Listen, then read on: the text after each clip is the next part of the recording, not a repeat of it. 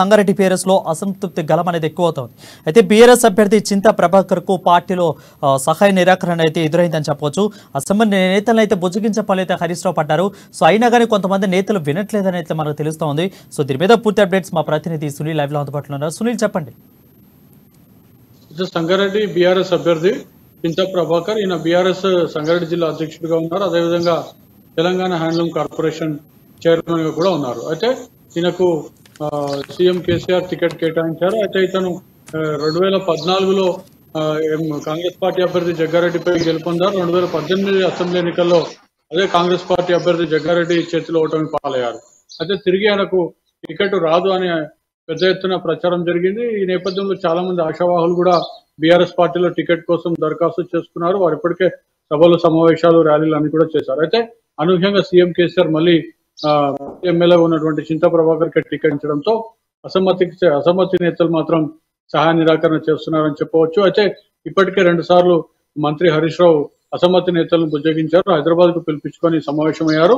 తాజాగా ఈ రోజు కూడా మంత్రి హరీష్ రావు అసమ్మతి బీఆర్ఎస్ నేతలను పిలుచుకొని మాట్లాడడం జరిగింది. ఖచ్చితంగా సీఎం కేసీఆర్ అభ్యర్థి నిలబెట్టారు చింతా ప్రభాకర్ ని, ఆయన గెలిపించాలని చెప్పి మంత్రి హరీష్ రావు వారందరికీ కూడా చెప్పడం జరిగింది.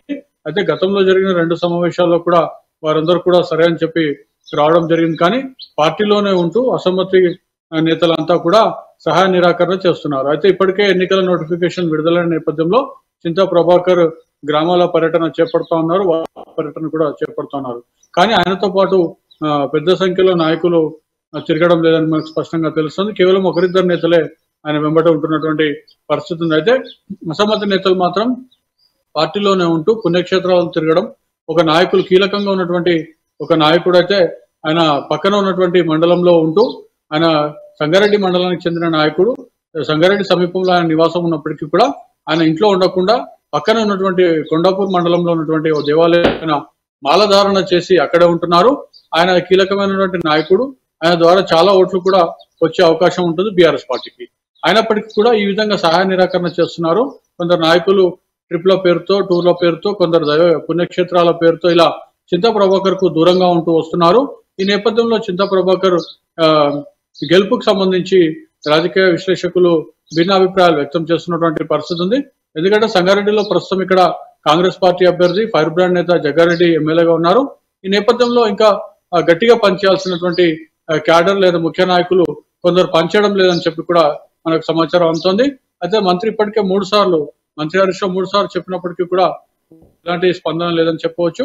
ఈ నేపథ్యంలో చింతా ప్రభాకర్ తప్పని పరిస్థితుల్లో ఆయనతో పాటు నడిచే 2-3 నాయకులను వేసుకుని ఆయన ప్రచారంలో గ్రామాల్లో తిరగడం, వివిధ సంఘాలతో సమావేశం అవడం, ఇవన్నీ కార్యక్రమాలు చేపడుతున్నారు. ఈ నేపథ్యంలో సహాయ నిరాకరణ అనే టాపిక్ జిల్లా వ్యాప్తంగా హాట్ టాపిక్ గా మారింది. ఎందుకంటే బీఆర్ఎస్ పార్టీ జిల్లా అధ్యక్షుడి పరిస్థితి ఈ విధంగా నియోజకవర్గంలో ఉన్నటువంటి ఎమ్మెల్యే బీఆర్ఎస్ అభ్యర్థుల పరిస్థితి ఏంటనేది కూడా ప్రతిపక్ష నాయకులు విమర్శిస్తున్నటువంటి పరిస్థితి ఉంది.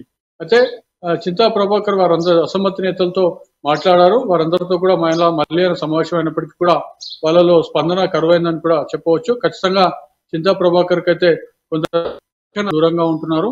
పార్టీని వీడకుండా మాత్రం సహాయ నిరాకరణ చేస్తున్నారని మనం స్పష్టంగా భావించవచ్చు. రైట్ సునీల్, అంటే హరీష్ రావు చెప్పినా కానీ చింతా ప్రభాకర్ కానీ కొంతమంది నేతలు కూడా అక్కడ వినట్లేదు అంటే వీళ్ళకి వేరే పార్టీ నుండి ఏమన్నా ఆహ్వానాలు అందుతున్నాయి అనుకోవచ్చా? ఇప్పటికైతే వేరే పార్టీల నుంచి అయితే వారికి అందినప్పటికీ కూడా కొందరు నాయకులు తిరస్కరించారు. కానీ వారు ఒకటే చెప్తున్నారు, మేము ఖచ్చితంగా బీఆర్ఎస్ లోనే ఉంటాం. ఎందుకంటే బీఆర్ఎస్ పార్టీ అంటే అప్పటి టీఆర్ఎస్ పార్టీ ఏర్పాటైనప్పటి నుంచి మేము ఉన్నాం, క్రియాశీలకంగా ఉన్నాం. కానీ మేము బీఆర్ఎస్ పార్టీ అభ్యర్థిని మార్చుకొని కేసీఆర్ ను కోరుతున్నామని చెప్పి కూడా ఇప్పటికీ కొందరు నేతలు బహిరంగంగా చెప్పినటువంటి పరిస్థితి ఉంది. ఇంకా నాయకుడిని మార్చుతారనే కొంతమంది బీఆర్ఎస్ నాయకులు ఉన్నారని చెప్పవచ్చు. అయినప్పటికీ కూడా ఎన్నికల నోటిఫికేషన్ వచ్చినప్పటికీ కూడా పార్టీ అభ్యర్థి మారే అవకాశం ఉందని చెప్పి అసమ్మతి నేతలు చెప్తున్నప్పటికీ కూడా వాస్తవ పరిస్థితి అందుకు భిన్నంగా ఉంది. ఎన్నికలకు కొద్ది రోజులే గడువున్న నేపథ్యంలో మా అభ్యర్థిని అయితే మార్చే పరిస్థితి లేదని చెప్పి మనకు తెలుస్తా ఉంది.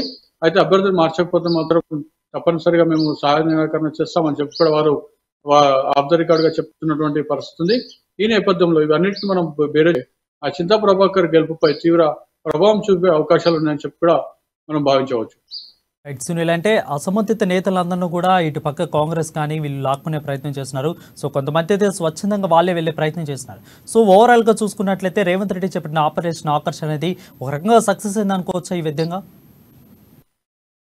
అయితే ఇప్పటికే ఆ, పులిమామిడి రాజు ఈయన సదాశివపేట కౌన్సిలర్ గా ఉన్నారు. అదేవిధంగా ముదిరాజ్ మహాసభ జిల్లా అధ్యక్షుడిగా కూడా ఉన్నారు. అయితే ఈయన కూడా టికెట్ ఆశించినటువంటి బీఆర్ఎస్ నుంచి టికెట్ ఆశించారు. ఈయనకు టికెట్ రాకపోవడంతో ఈయనైతే పార్టీకి రాజీనామా చేసి రాష్ట్ర అధ్యక్షుడు బీజేపీ రాష్ట్ర అధ్యక్షుడు అయితే ఆయన పార్టీలో చేరిపోయారు. బీజేపీకి ఆయన పనిచేస్తున్నటువంటి పరిస్థితి ఉంది. అదే మరికొంతమంది నేతలు మాత్రం పార్టీని వీడనప్పటికీ కూడా సహాయ నిరాకరణ ఉద్యమంలో ఉన్నారని చెప్పవచ్చు.